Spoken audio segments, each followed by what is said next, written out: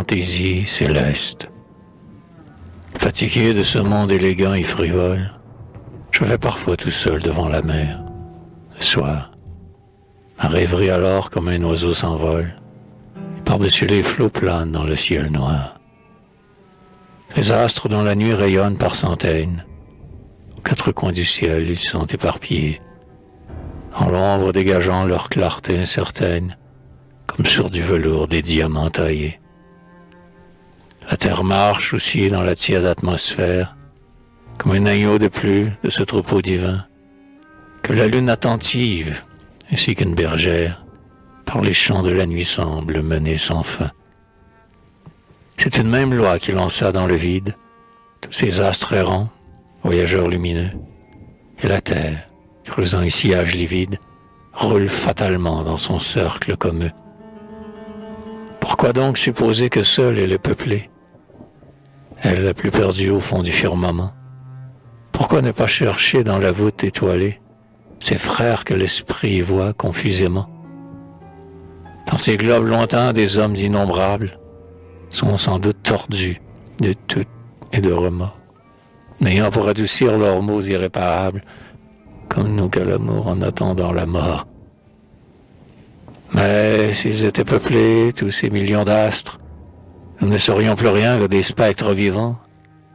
Nos triomphes, nos chants, nos plaintes, nos désastres mourraient comme un appel d'oiseau battu des vents.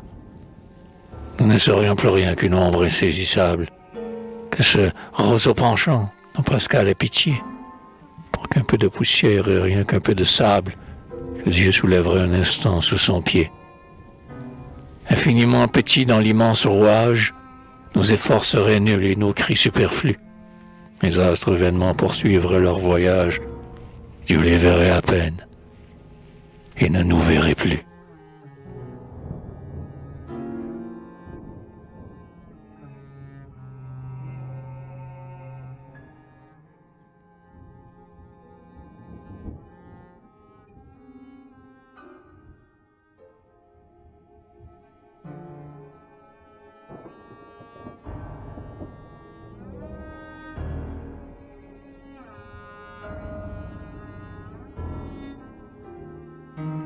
Mais tandis que je songe ainsi, loin de la foule, au néant de la vie, au calme du tombeau, et que le désespoir autour de moi s'enroule, comme un crêpe de deuil alentour d'un drapeau, je découvre soudain une étoile de flamme qui file dans le ciel par un rapide essor, et je me dis alors que c'est peut-être une âme qui va d'un astre à l'autre en creusant ce trait d'or.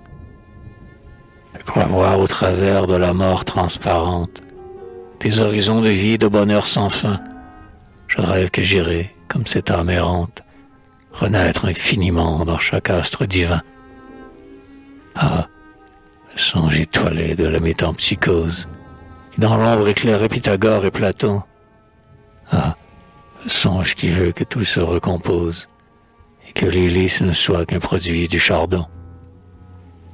Ainsi je partirai avec le vent qui passe, et plus je serai bon, doux, indulgent, soumis, plus je m'en irai au travers de l'espace, pour jouir de l'amour dans le repos promis.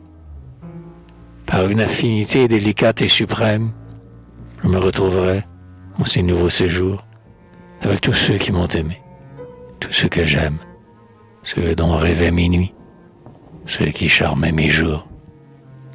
Tandis que languiraient dans les astres infimes ceux-là qui m'ont jeté l'ironie ou l'affront, impuissants à souffler du fond de ces abîmes, sur le rayon de gloire auréolant mon front. Plus je m'envolerais dans les sphères lointaines, plus le ciel serait bleu, plus le vent serait doux. Les roses n'auraient plus d'épines, les fontaines, plus de vases, et le fond des grands bois, plus de loups. On y vivrait ainsi qu'au paradis terrestre, ne mangeant que des fruits dormant dans les fleurs. Les oiseaux chanteraient comme un céleste orchestre, et les enfants naîtraient en tragique douleur.